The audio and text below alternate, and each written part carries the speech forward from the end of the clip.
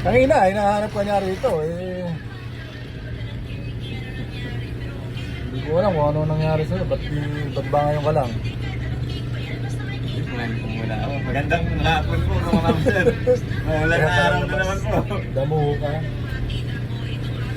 Kaya ka na naman. Basta po kayo po. Kaya, kumusta raw kayo? Sabi ni Omnibus.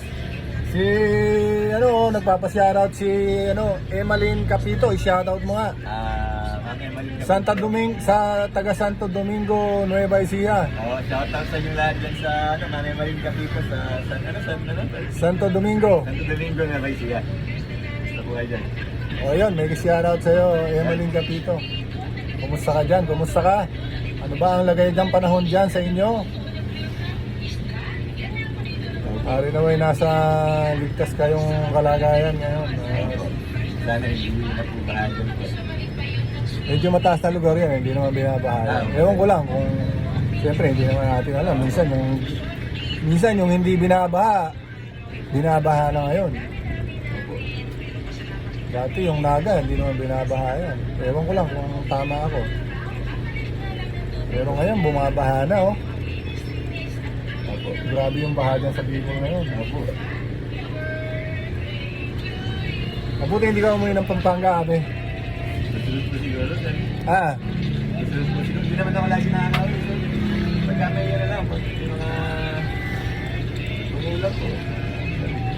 Salitan. Salitan. Nung nakaraang linggo ba, umuwi ka? Hindi po. Hinahanap pa ni paring Edward mo. Akala ko, bababa ka eh. Picturean ko sana, isend ko sa'yo. Kaso baka mamaya magmadali ka, madapa ka pa rin sa elevator, sa escalator. Mahirap na. Kasalanan ko pa. I-shoutout mo, galing dito. Sir Edward Rosas. Shout out po sa inyo. Ingat kayo sa biyahe po.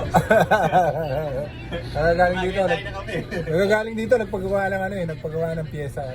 Sirado yata yung truck mo. Sirado yung truck, sabi niya. Sir Edward po. Oo, ewan ko lang kung babalik pa. Pupunta pa yata